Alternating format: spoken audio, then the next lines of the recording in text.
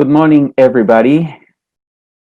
We're about to start session 2 for the second day of the first conference on bilingual education. My name is Joaquín Triandafilide from Comunidad Neuroeducas, and on behalf of the organizing committee, I want to welcome everybody to this second session with Mike Spooner.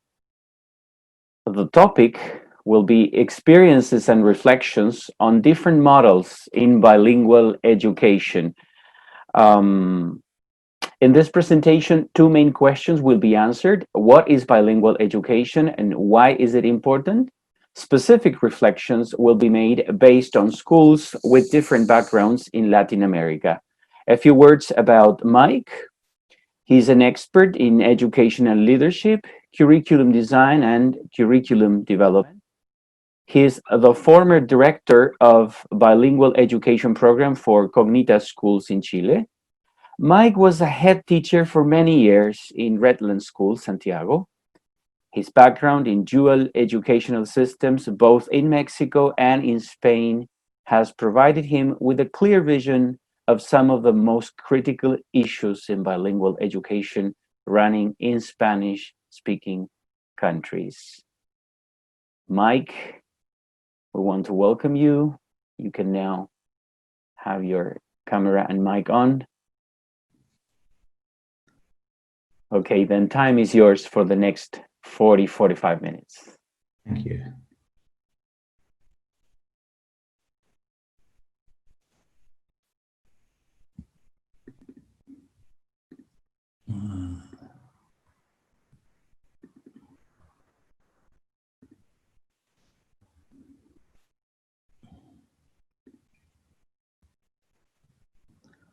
All right.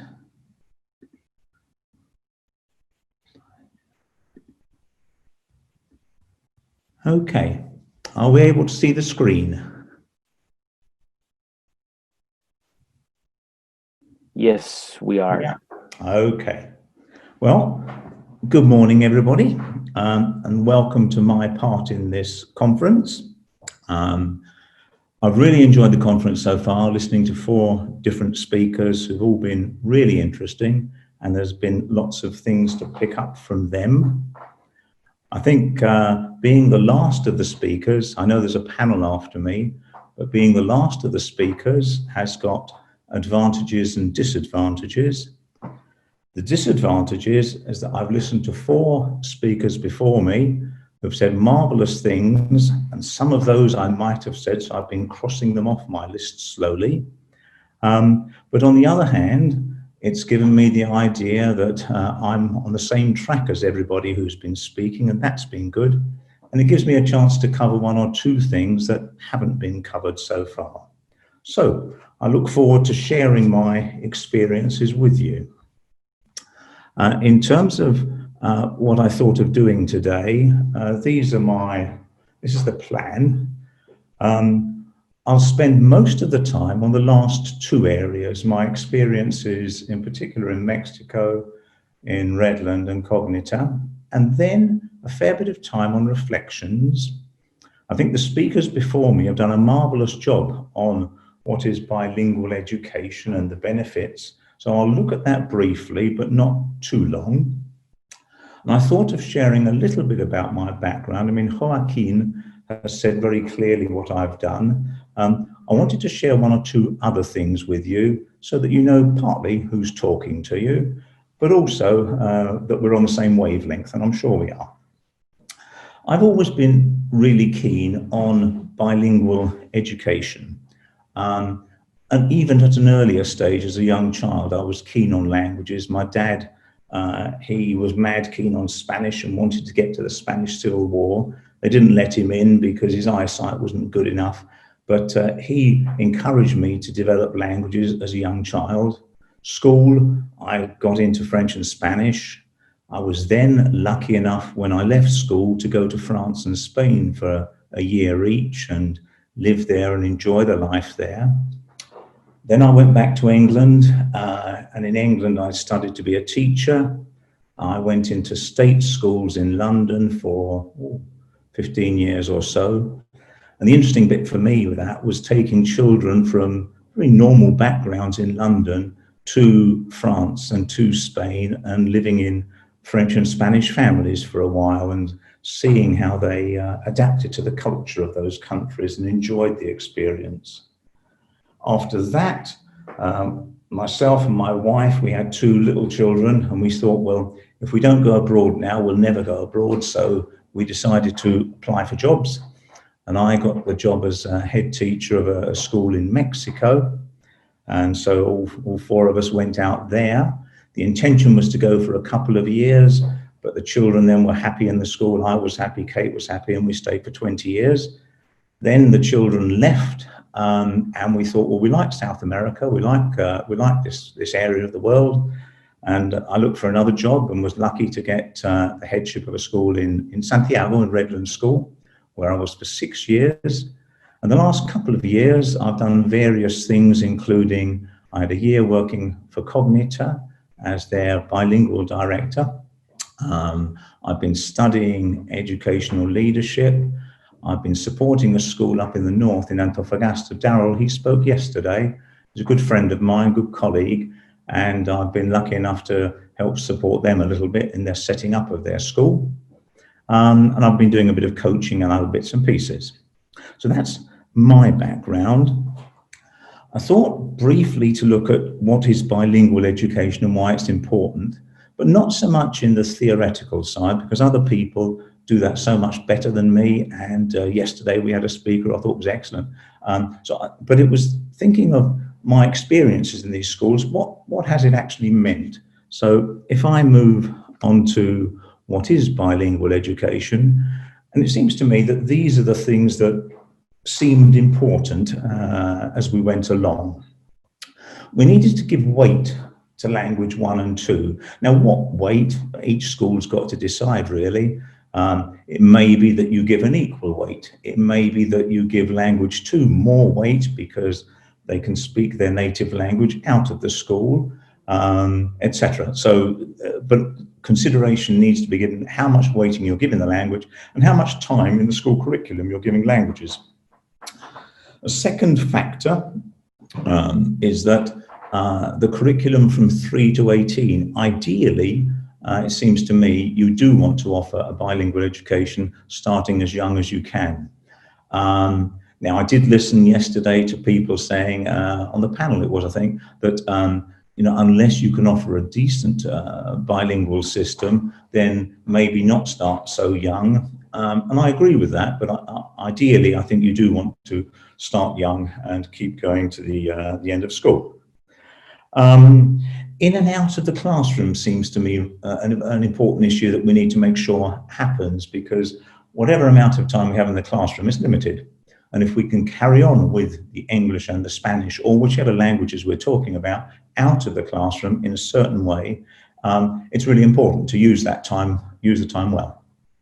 Certification was another thing in bilingual education that I think we need to certainly consider well, that if we're following a program, children and the staff and the parents, it's beneficial from a motivation point of view to have some kind of certification. And obviously, later on in life, it's useful to have the bits of paper, depending on what you're going to do. I think an appreciation of language 1 and 2, that both are given importance. I think of a number of schools where the language 2 is really the thing that the school concentrates on, and yet the child is a native of Argentina, of Spain, of France, and we need to make sure that their language 1 is also fully appreciated, and the culture. And then in terms of what is bilingual, it's been interesting the last couple of days just listening to the varied definitions that have been coming up of bilingual. But from my point of view, it's very much the easy movement between both languages. It's not translating. It's being able to use the language in all situations, and obviously being pretty competent at all the 4 main skills in the language. And I think bilingualism for me, when my two children are bilingual, and they float between the two languages, and they use certain, they prefer a certain language when they're feeling a certain way, or they want to negotiate, and they come to me more in English when they want a bit of money, and when they're arguing, they might go into Spanish a bit more happily. But it's that kind of thing that I think we're aiming at in bilingual education. Okay, now the importance of bilingual education, again, it's an interesting one because we've been listening to speakers over the last couple of days who very eloquently explained the importance. So I just briefly wanted to look at these just to get them in order in a way. I mean, the global citizens is something we've been talking about for many years, and it's very valid. I think in these days of COVID, it's become even more obvious that we want to be able to, need to be able to talk to people in other countries to benefit mutually from whatever they've found out, etc. I think children at school, it's really important. As we know, the likelihood is that many of our students will be going to live in other countries at some stage of their lives, and therefore making them aware of cultures and languages is important. I think there'll be lots of people who don't go abroad, who do stay at home in their own country, but socially and from a career point of view, they're likely to be in touch with people from other countries more and more. And finally, even if they stay in their own country and are not in touch with people with other countries, at least to know and appreciate other cultures is a tremendous bonus. I think opportunities for children who are bilingual, the number of doors that open is very obvious, and Darryl gave some nice examples yesterday on this one. I simply think that when people go for a job interview now, that obviously they've got to have the bits of paper they need, they've got to have the technical know-how, they've got to have emotional intelligence, but they also need a language. And if they don't, it cuts down possibilities. I put in values there. It doesn't probably fit very well, but even so, I wanted to mention it because I think if we have a bilingual education, a bilingual school, a number of values seem to come along almost automatically in terms of tolerance and patience, respect. By teaching another culture and inviting children to participate in another culture, that almost becomes part of it, I think. Now, brain development is something, it fascinates me, and I'm not that good at it either, but I am interested.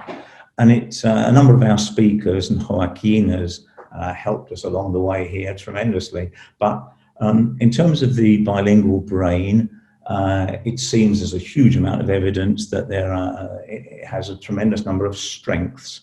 And these were mentioned a number of times yesterday, in terms of bilingual brain being particularly strong in terms of attention, empathy, reading, school achievement, diversity, integration, cognitive decline and dementia. It's an interesting one, that, because it was Antonella yesterday who was saying, look, even if you are bilingual, you still can get dementia, but I'm hoping that that's true for myself as well. So if not, I'll have to have a word with the authors. So those are in terms of why bilingualism seems to be important and what a bilingual education looks like. Now, as I said, I wanted to go through those things reasonably quickly so that I could concentrate most of my time on 3 or 4 experiences I've had in schools and draw some conclusions or reflections, if you like. So, now I'll explain a bit later on what this picture's about, but it's there for the minute just to have a look at while I tell you a bit about my experience in Mexico. I went to a school called Edron, which is the Colegio Británico in Mexico City. Now, Edron has had, but still got, about 900 children. Almost all of those children are Mexican. Maybe there's 95% 95% Mexican.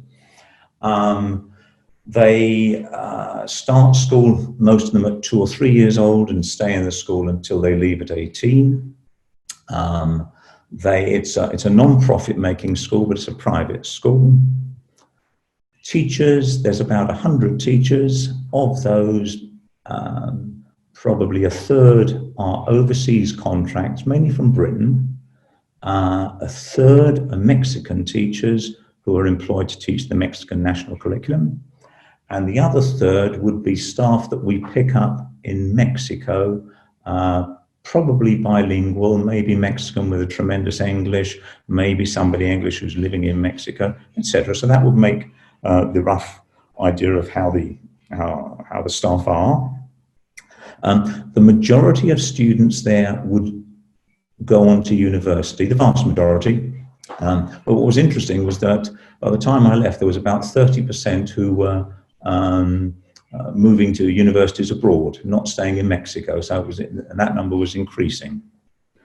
Now, what made the school bilingual, or rather bicultural, we used to say? The main thing was that we followed the English national curriculum from 4 years or so up to the end of secondary. So the children then took IGCSEs. They then took the IB diploma. In the very youngest years, they had pure English with Mexican and English staff teaching them, but the little babies, if you like, the kindergarten, had pure English. We agreed with the Mexican authorities, with CEP, the Mexican government system, and with UNAM, the university, that they would revalidate everything we did, as long as we did about 30% of the day in Spanish, teaching Spanish, Ciencias Sociales, and 1 or 2 other bits and pieces. But the majority of the curriculum was taught in English, and much of it was taught by English teachers. Now, the other bit that made it bicultural was, in a way, outside the classroom. On the Spanish side, and that's the link with the slide you've got, here you've got a student in about 14, 15 years old. We've gone on camp and he's learning about rodeo, and he's learning how the people live there in the village. Basically what we did, we were very keen that our Mexicans appreciated Spanish and Mexico itself. So we used to take them, and this was from about 4 years old up to 18 years old, on different camps every year. So each year went to a camp somewhere in Mexico to appreciate their culture, their history. We take the little ones to a farm where they'd learn how to make tortillas and make chorizo. Also back in school, we celebrated tremendously. Mexicans are very good at celebrating. So whenever there was an excuse to celebrate, we joined in. So the Dia de Muertos, Batalla de Puebla, Christmas seemed to go on forever. And we fully immersed ourselves in all of that. And then on the English side, we did a variety of things as well. We had a house system. I've got another slide here if I can move on to it. The picture's not very good really, but it gives an idea. We had 4 houses, England, Scotland, Ireland and Wales.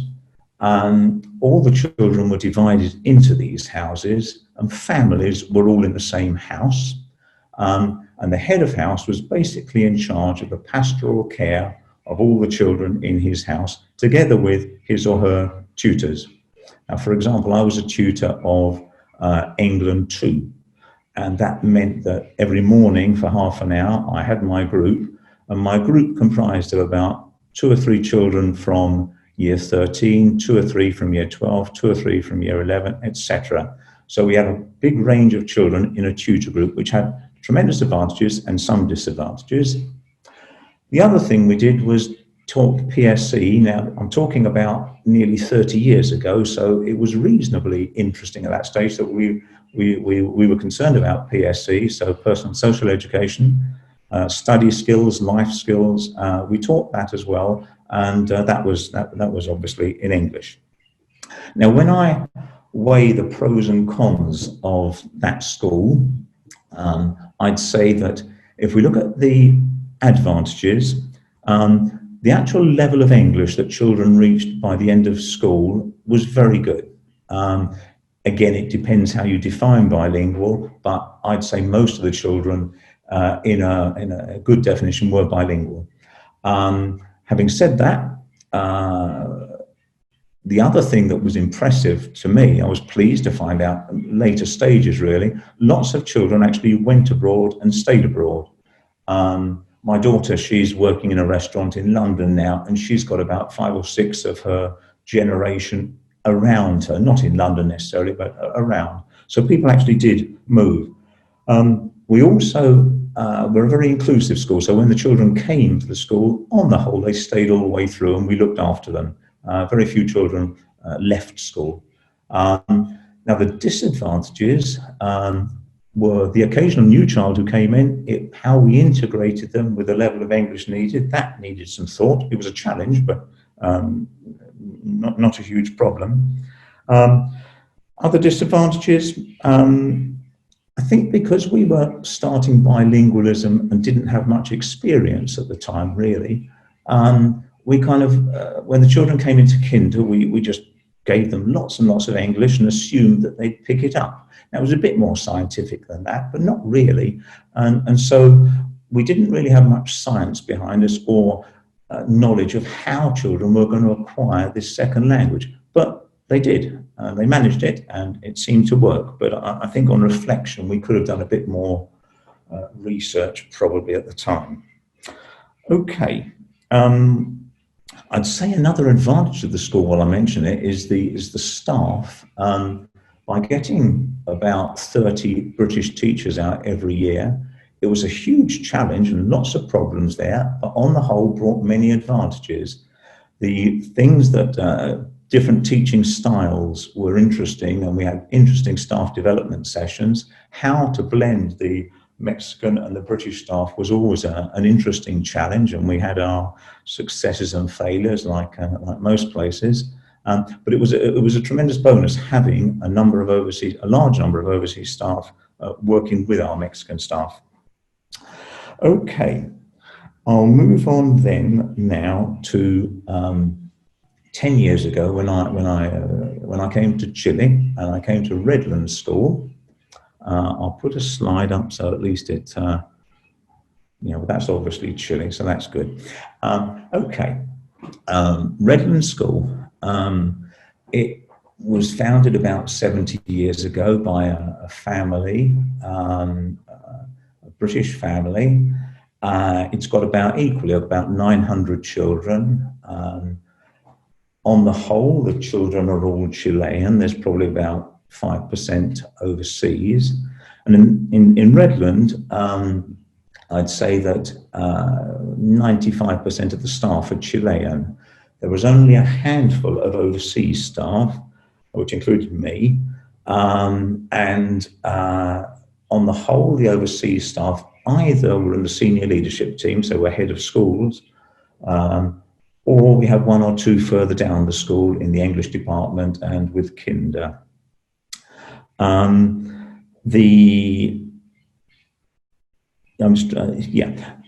In terms of making it a bicultural school or bilingual school, it never really claimed that. It claimed that it, in terms of being English, was a pillar of the school. It was an English style school. It was part of the Association of British Schools here in Chile. The way it managed the English side was, it was mainly through the amount of time that was dedicated to English.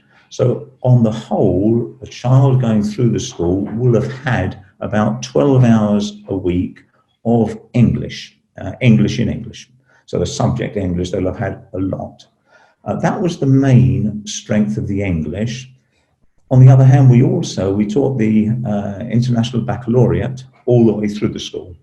So we started with PYP, then MYP, then diploma, and all the children followed this curriculum. So it was inclusive.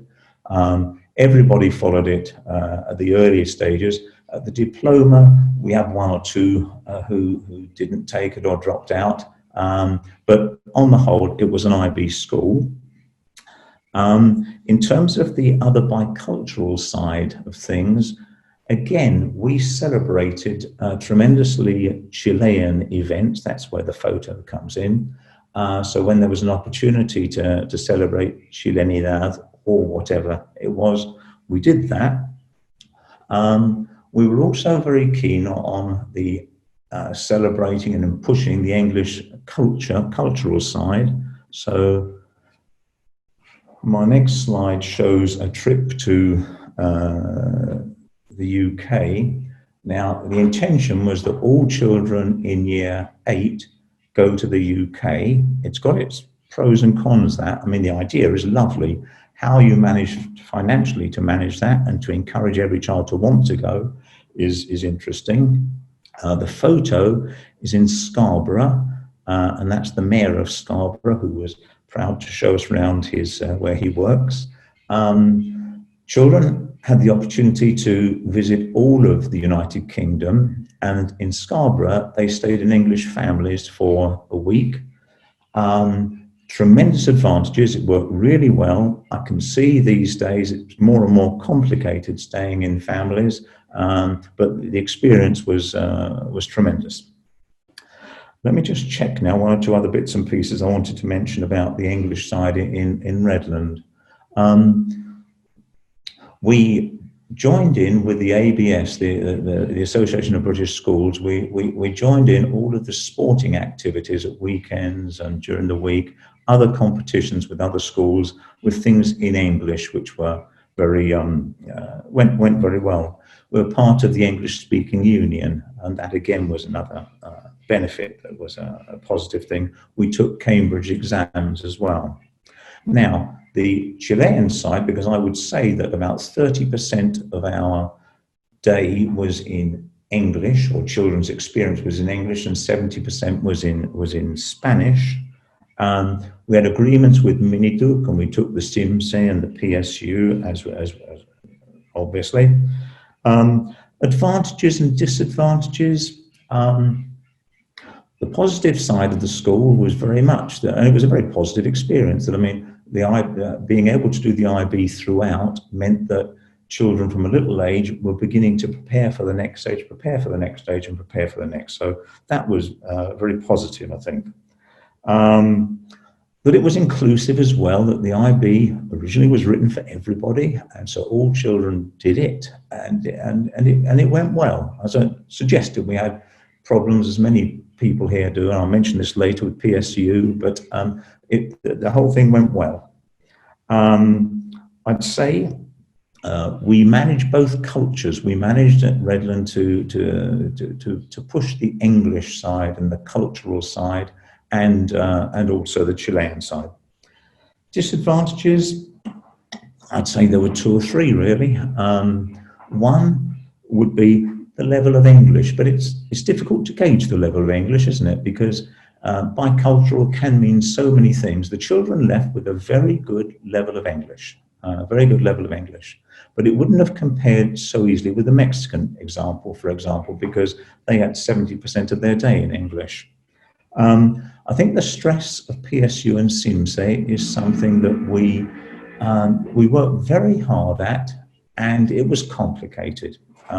So I think the stress levels there, the parents felt, the children felt, and then inevitably the school felt, was something that we probably could have worked harder on.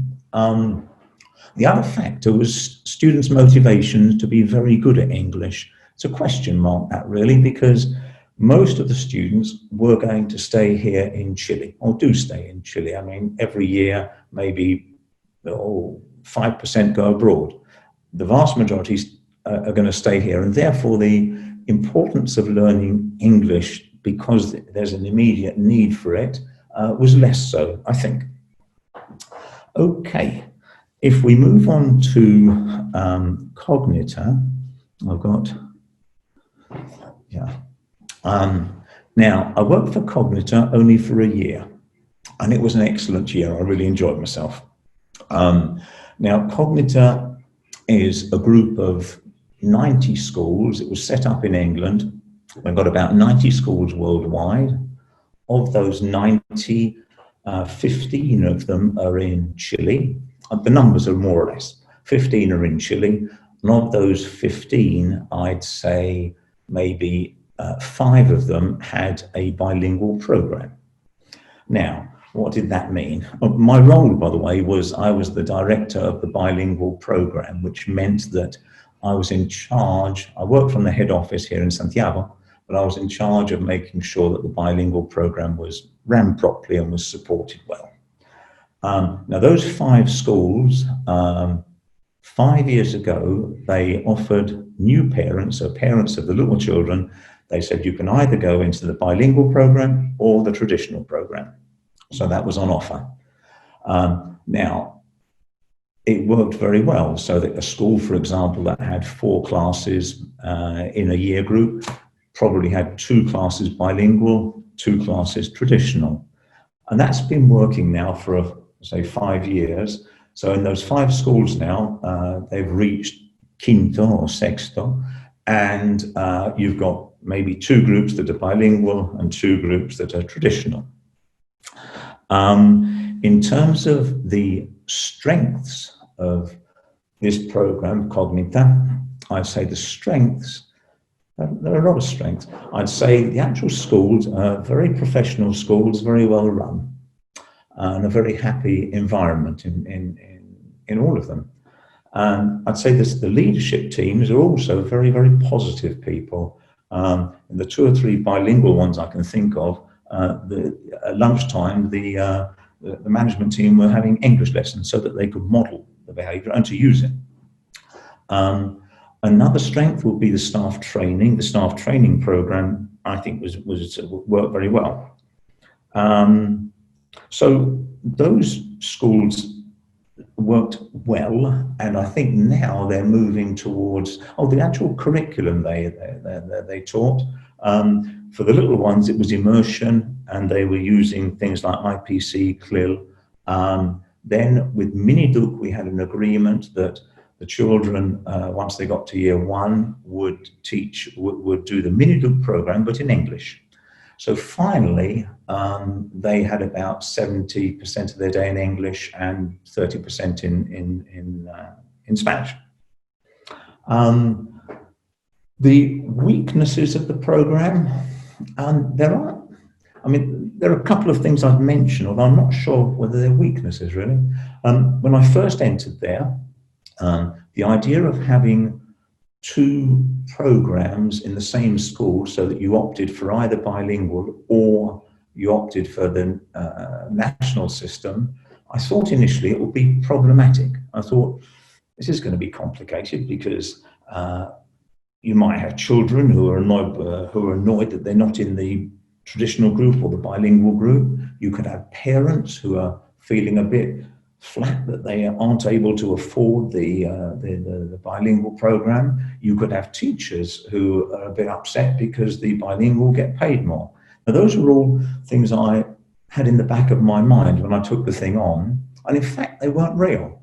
By the time you visited the schools and saw what was happening, those problems weren't problems, or they'd been dealt with, and very well.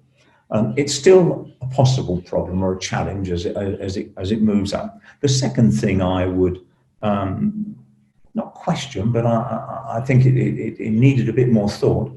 As soon as the bilingual program took off 5 years ago, I think it was pretty obvious then that it was going to be a success. And I think doing some backward planning, thinking of our cuarto medio, what kind of cuarto medio students do we want for this program, and to do some backward planning. I think we were slow at doing that, but that now is on the move, I believe, with the Cambridge program. The last school I want to mention, but ever so briefly, is Daryl's school up in Antofagasta, the Colegio Costa Cordillera. Simply that Daryl's a good colleague and friend of mine, and he's taken on that school, and they've got a new concept as well in terms of having English as a pillar, and they're working hard to decide how that's going to work. Okay, those are my experiences. Now, what I wanted to do, I wanted to see how I'm doing for time. Not badly. Okay, what I'd like to do now is reflect on some of these bits and pieces. Mike, I'm sorry. Hello. Yeah, there are quite a few questions. So the moment you want to start focusing on the questions, that's not a problem at all. Okay. There are a number of questions, so it's up to you. Okay. Will I take 5 minutes on this reflections then? Okay, thank you. Right. The reflections are really thinking to myself, if I wanted to set up a bilingual school now, what would be the kind of things I'd really want to be looking at and thinking about? And on the screen there, you've got them. I'll explain them really briefly because some of them, I don't want to be repetitive. Leadership is vital. I mean, and when I'm talking about leadership, I'm talking about the head, I'm talking about the senior leadership team, I'm talking about teachers, I'm talking about the board. They've all got to be on board going in the same direction. If you've got some doubtful members of the board about the importance of English or the relative importance of PSU versus IB, then life becomes difficult. So you need people on board. School language, you need to decide what you really feel about the school language. The presenter before me made very good case for having strong English throughout the school. Again, you need to decide what's realistic in your school, your setting, but it needs thinking about. Parental support is vital. That when they come to the school for an interview, obviously they're keen on the school, but as soon as they get in the school, are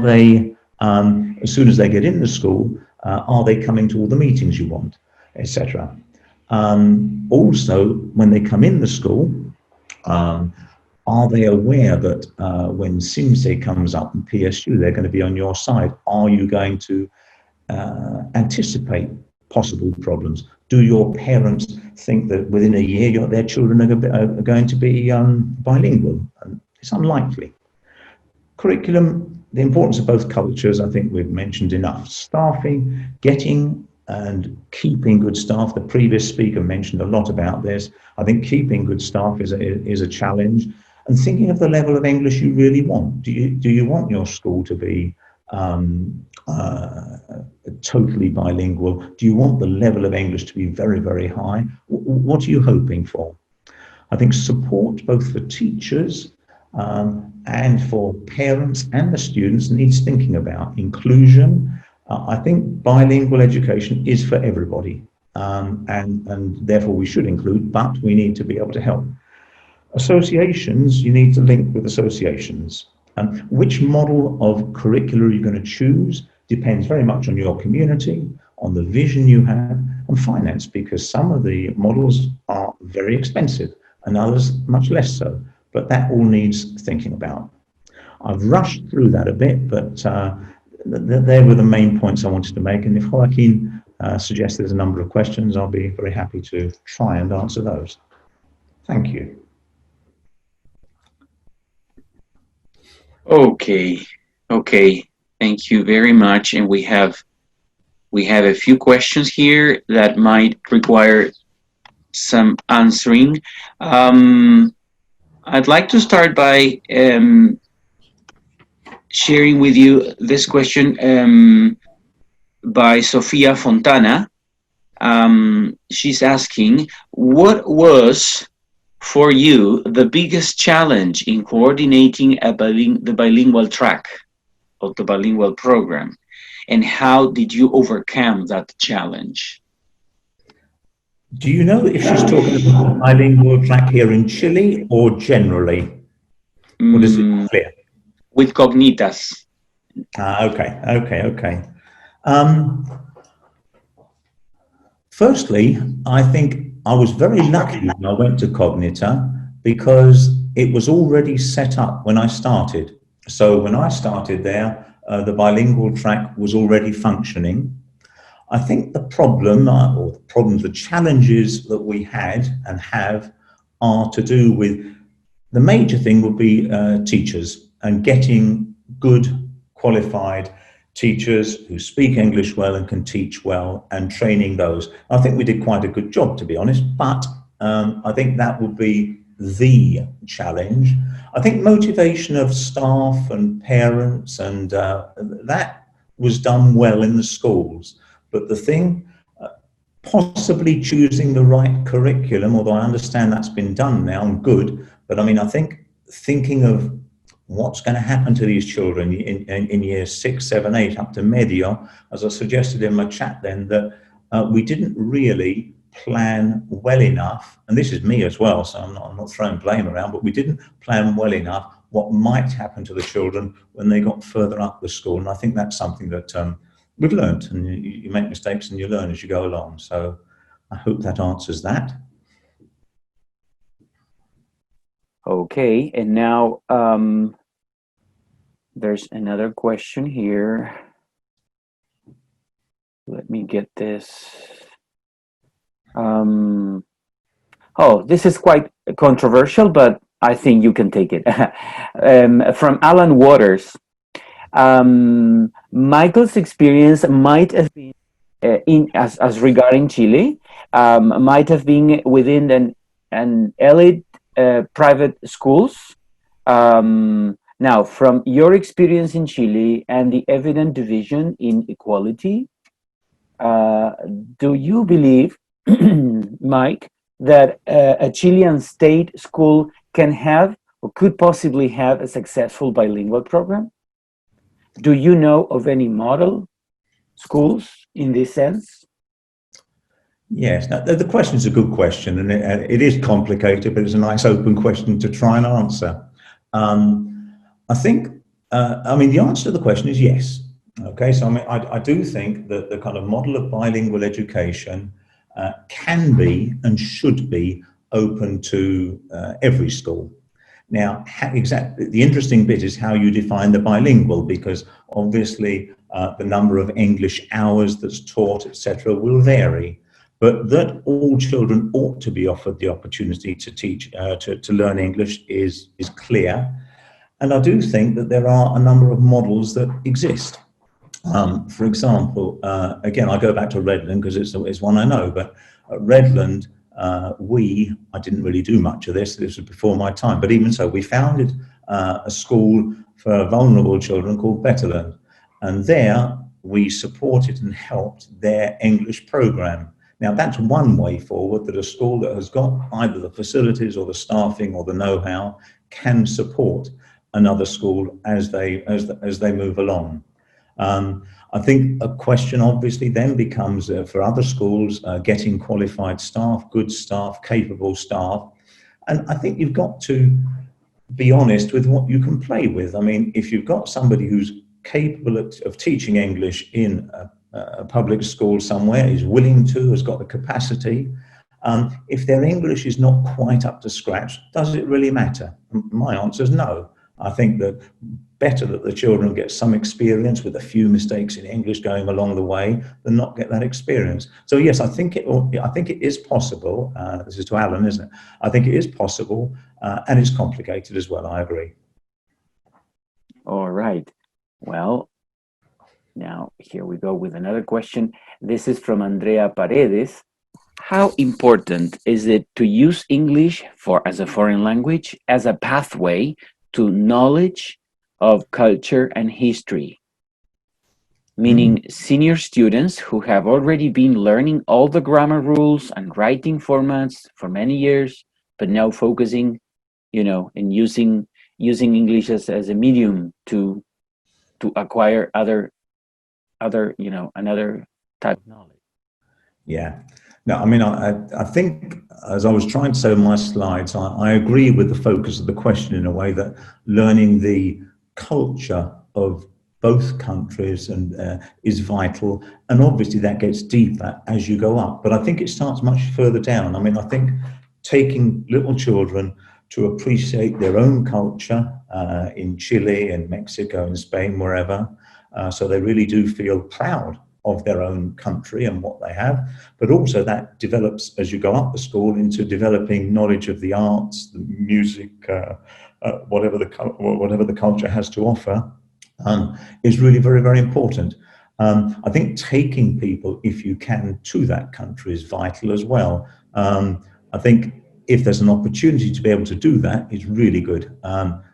We did take children on these trips to England, or virtually the whole year group went, but we started saving much further down the school. I think I've probably gone completely off the topic there, but there we are. Okay, thank you. We have one more question from Miss Catherine. And she says, my question is this: what strategies did you put in place to integrate those students that started mid-school to support them with their English? Right. We didn't take them out of it. We had 2 or 3 strategies, and some were more successful than others, to be honest. We had one whereby when a child came to the school, they actually had 1 or 2 or 3 weeks of intensive language learning in our school before they were accepted in the program, if you like. So we gave them some intensive English. Another one was before they were allowed to join the school, they had to study at home or something to bring their English up to a level. And the other was further support in the classroom. So we paired them up with somebody in the class who received them as their best mate, and they helped them, and they were good at English, that particular person, and they worked with them for at least the first couple of months. So those were some ideas of the kind of things that can be done to integrate new children into the school. Okay, thank you very much. Let's go for another question.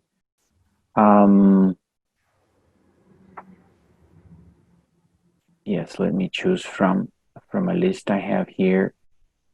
What basic bibliography, this is by Rebecca de Toledo, what basic bibliography or theorists or approaches would you recommend for someone who is just starting to approach bilingual education?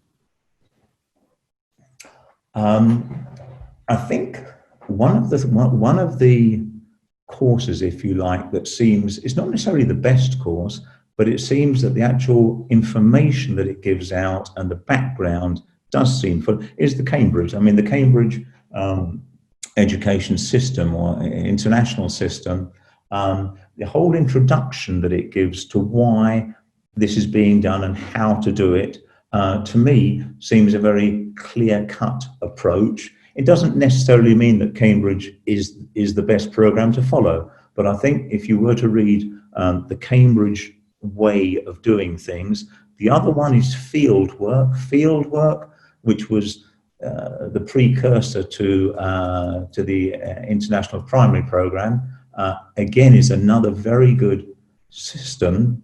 And I've always been a fan of IB. I mean, IB, I think, is a very good system. I think it's very expensive. It's a bit exclusive because it's expensive, but that doesn't take away from the level of background they have. So if I were you, I'd look at all 3 of those approaches and look into those, yeah. Okay, we have another one here. How would you define the word translanguaging and its importance in bilingual education? Translanguaging. I've no idea. I don't know what that means, and I probably should do, and I don't, so I can't really help you with that. Okay, we'll probably take it to the panel, or otherwise react through the fan page of the conference for Catherine Toro to get some answer there. Okay, Good. We have another one here by Marvin Mansueto. What would your criteria be in determining one school's bilingual program as successful? I think it would depend what your goals were. I mean, I think, for example, if I take the Mexican school I was at, our goals there were for all children to be able to speak, listen, read, write, not 100% well, but to have good enough qualities and to be able to use those in most situations. Now, if that was our goal, then I think in terms of determining whether we manage that, we had a various number of measurements of success, if you like. Some are simply exam level, so did kids get certain grades at IGCSE or whatever, but you had much more better forms of testing whereby you could see that these children could actually take adults around the school. They could actually practically, and similarly, when they got into university, what was the feedback from universities about these children's levels of English or levels of success in their degrees? So I think it very much depends on the goals as a school you decide to set yourself, and to find ways that you can measure how successful those have been. Okay. We have another question here about what can you do when you see that your team is not as healthy as it used to be in terms of atmosphere, in terms of, well, a number of things, right? Yes. I think there are lots of things come to mind. One, and they're not in order of importance at all, these are just ideas that come off the top of my head, really. But I think having a good appraisal system is one way forward. And an appraisal system which is not punitive is a positive system to help people forward.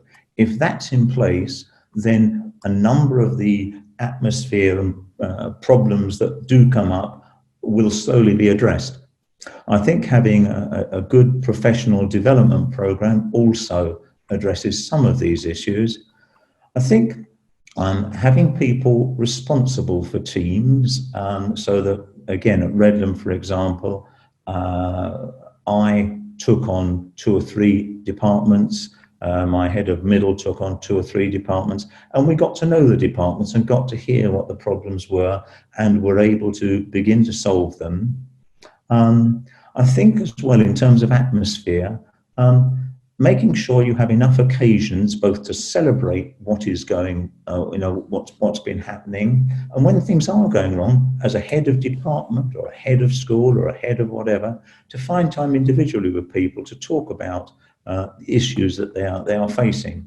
Now, finally, if that person, if there are 1 or 2 people who are simply not happy in the institution, then it's not in their benefit or yours that they stay. So, I mean, finally, you might need to reach those conclusions, but there's an awful lot of work to be done before that, I think.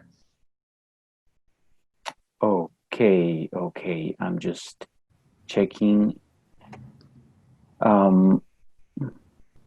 Okay, this is another kind of controversial question, but you might well want to give it an answer. This is by Alex Torres. English opened doors to a new culture where most of the Chilean politicians went to bilingual schools. How do you design a values education to improve our community or country? Yes, it is a problem, and I agree. I think in terms of values education, there are lots of possible answers to your question there. I think by having a very strong values program in your school, so that it's not just lip service and a mission statement or whatever, but it really is something that is important to the school and the school does carry out. I think that we all need to model that behaviour. It's all very well saying we need to respect and we need to be tolerant and all these things, but we need to actually model that behaviour. I think that's important. I think also we model, if we're talking about a fair and open and just society, I think if we're in a school which has got many advantages, opening the school and sharing those advantages with other schools is a way forward.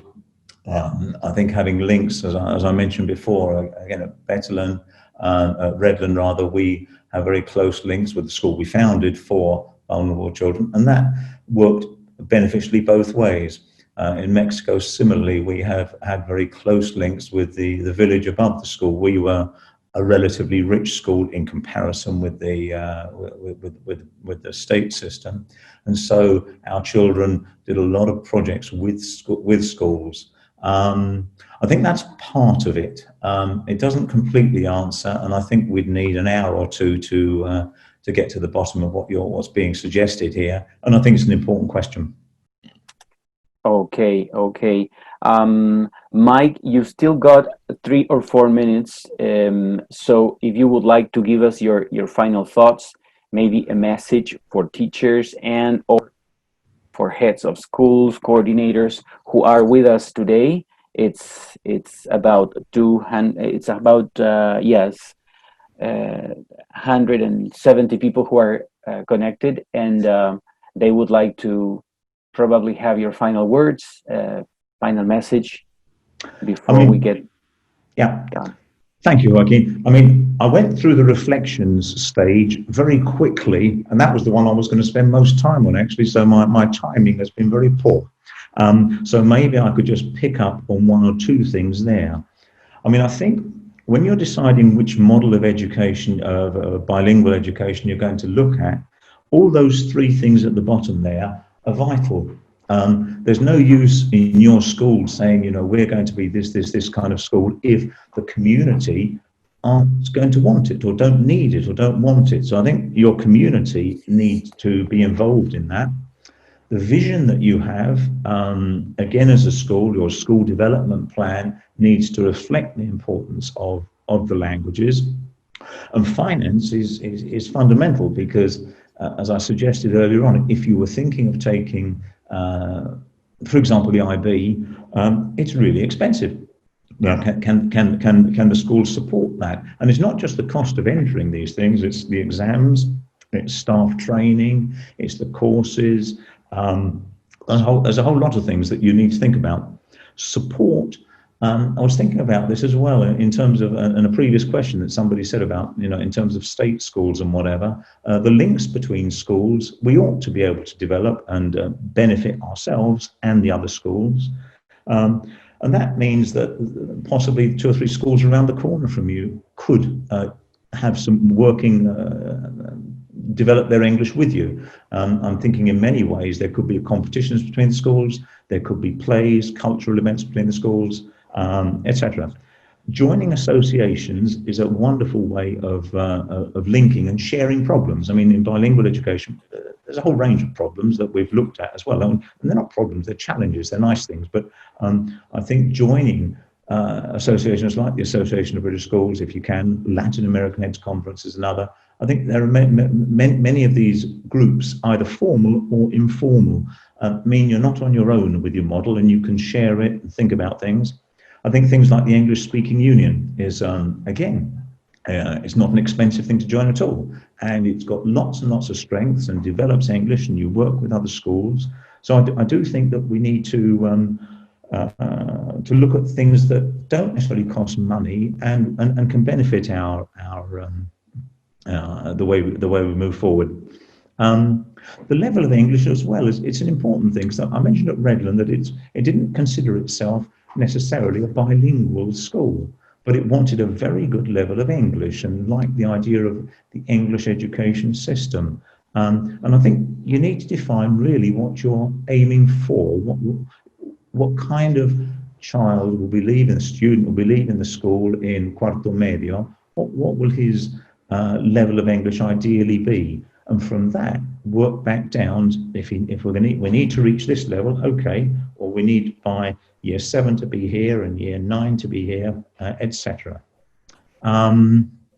Those were the main things I think I would like to. Okay. I think we're time is up already, and so we want to thank you very much for sharing with us today. That was Mike Spooner, and his talk on experiences and reflections on different models in bilingual education. And we had time to answer quite a number of questions. So we want to thank you once again, Mike, for Pleasure. joining us today.